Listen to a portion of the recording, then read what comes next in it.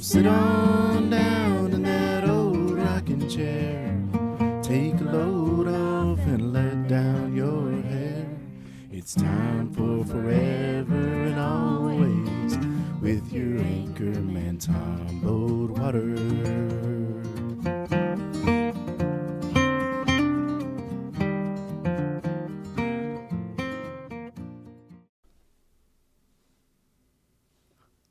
Hi everyone, and welcome back to another episode of.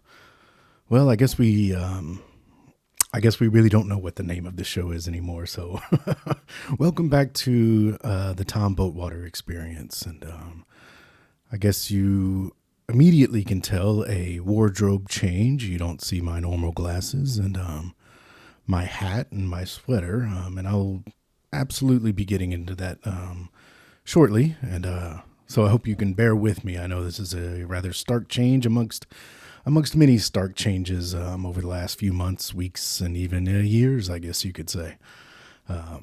What I do hope you notice, and what I can't really notice, I'll be honest, is that I have a nice earthy hue of the lighting. I was able to procure some lights. As most of you probably know, the Decatur Industrial Swap Meet was over the holidays, I guess you could say, and I'm sure many of you attended or at least were familiar with the fanfare around it. And, it's a lovely, lovely place, and I try to go every year as I'm fascinated by these big machines and machinery and things of that nature, and I just love the company and the crowd. It was a beautiful, beautiful time. They had hot dogs and hamburgers and a few taco stands, which I obviously didn't eat, as they look very, very spicy. So despite the cold weather, I stuck to my normal hot dog with cheese only, please. And while I was there, I was able to procure these lights. And you obviously can't see them, but I hope that you can see the fruits of their power, I guess you could say. And I brought them home. Of course, I don't get to the rest of the story, but I brought the lights home. And well, actually, I guess I should start more from the beginning. As I was putting these lights into my big, giant burlap bag that I have, and I was ready to haul them home, I noticed that they were about to start up the industrial snowblower, I guess, demos of the ones that they had.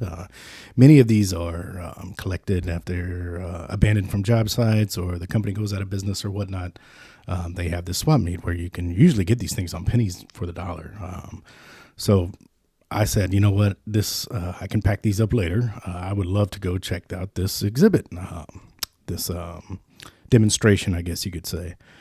And I walked up, and there was a crowd gathering, but as they were, kind of setting up and making some announcements, I think there was a raffle that was going on, and I would have loved to have won that raffle. It sounded like it was fantastic. It was a year worth of pies, a variety of pies, I guess you could say. I don't know the exact specifics. Maybe it was one per month or one per week, but either way, I think that was a wonderful prize, and God bless whoever got that. I think that's a great deal for you. But I ventured closer, as I'm apt to do, and I like kind of inspecting these things and getting hands-on before they started the big exhibit. And I had actually... So the way a snowblower works, or at least my elementary understanding of it, is that it actually sucks in the snow and then shoots it out, in a big plume, I guess you could say. And so I was looking at the... I guess you'd call it the whale has a spout hole. That's what I was looking into, and actually I guess you could say I would have my head almost completely inside of it. I just wanted to see the gizmos and the inner workings of it. And unbeknownst to me, they actually started the demonstration, and so almost immediately I was covered, buried essentially in snow.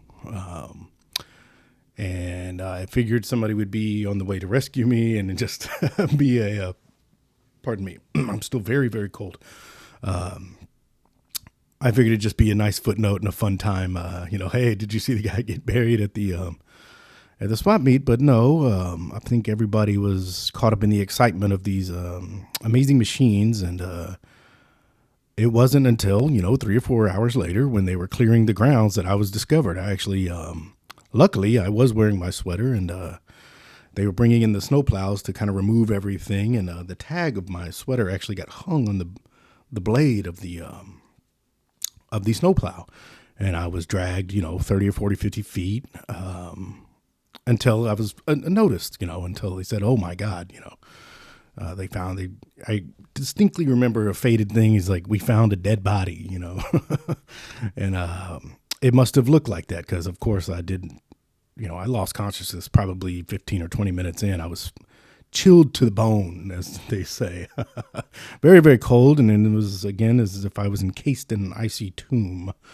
I imagine I don't know if anybody's ever seen the movie Frozen. I haven't, but I assume that's pretty much what the story of Frozen is like, where these people are trapped in snow and they're unable to escape. And luckily, like Frozen, I presume it had a happy ending. I was hospitalized for, I think, 4 to 5 days. That's at least what I can remember. And they were feeding me a lot of warm soups and things of this nature to get my core temperature raised. Apparently, my blood had essentially frozen inside of my body.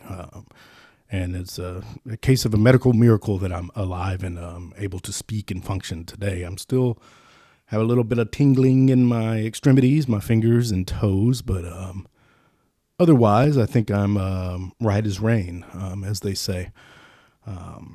So all's well that ends well. They were able to, and I don't know who did this. This was a guardian angel, so I very much appreciate it. Whoever did gather my belongings and dropped them off at my parents' house, who were obviously very, very worried, and they came to visit me on, I think, the day 4 in the hospital. They came in to see how I was doing. Apparently, some funeral arrangements were being made, and luckily for them and for me, of course, that those had to be canceled. Now, there is some dispute about a deposit for the funeral home that they're expecting me to repay. But that's, I guess you could say we're in the negotiation phase of that.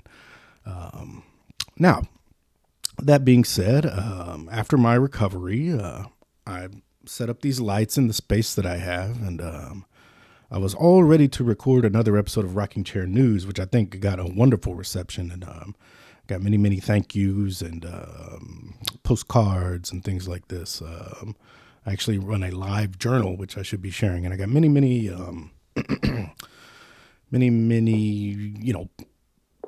congratulatory things about my new show, and I'm thrilled, and I'm very, very grateful for that. So I was getting all prepped to set this up, and I sat down in my chair, and these lights have a little terminal that you operate them on. It's actually quite a fancy gizmo. It took me a long time to learn how to use it. But I decided to fire them up for the first time, and I hit the power button, and I just saw a sheen of white light. I was completely blinded by the lights. Now, unbeknownst to me, then these are industrial lights. These are meant for, in some cases, even signaling aircraft where to land. So these are quite large equipment, and the lumens, I guess, are very, very extreme. So apparently I have done some pretty extensive damage to my rods and cones on the inside here. And at least for the time being, I have to switch to these glasses. And quite literally, I could not tell you how many fingers I'm holding up right now. It just looks like a mass of tan jello, I guess you could say. So that's certainly been an experience. And I'm actually concerned that the lights are too bright right now, and there would be no way for me to know. But let me know in the comments, and let me know what you think. So that's just a brief update on how things are going here. I'm hoping by my next, sorry about that. I'm hoping by the next episode, whether that be Rocking Chair News, or I actually did have a quick thought of maybe the Boatwaters, history of the Boatwaters, things like this. I recall months ago, I briefly touched on the Balto, the bad Balto, and it's the effect that had on our family, both financially, economically, and I guess you could say in some ways kind of irreparably harmed our reputation. But everybody seemed to really enjoy that, and I thought it was a good lesson for everyone to kind of learn the history of the Boatwaters, the history of a seafaring family or shipbuilding family cast into ruin, I guess you could say, and the rise from the ashes. Quite literally, the ashes of the Balto as it burned, then sank, which is, not something you see very often. So it's a possibility that I'll be diving into another one of those. Just a quick, I don't want to call it a lesson, more of a conversation about the history of the Boatwaters, and I'll give a little sneak peek if I may be so bold. This is, I'll tell you this: when I was encased in the icy tomb, I wish I would have had some coal, inside there that I could melt the ice with. Fire, obviously. So keep that in mind. And on that note, I'm happy to get back into the hot bath and try to keep my core temperature raised, or I can quite literally freeze to death even in these normal temperatures. So thank you very much, and I'll be seeing you soon.